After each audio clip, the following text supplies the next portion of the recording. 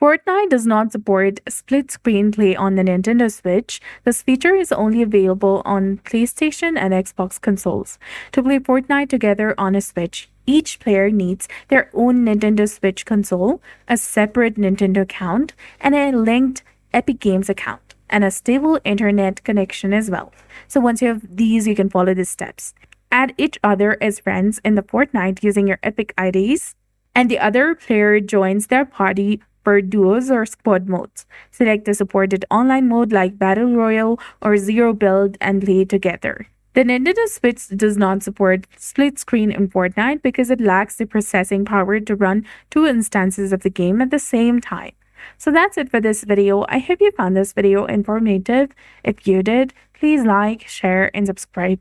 Thanks for watching. We'll see you again in the next one.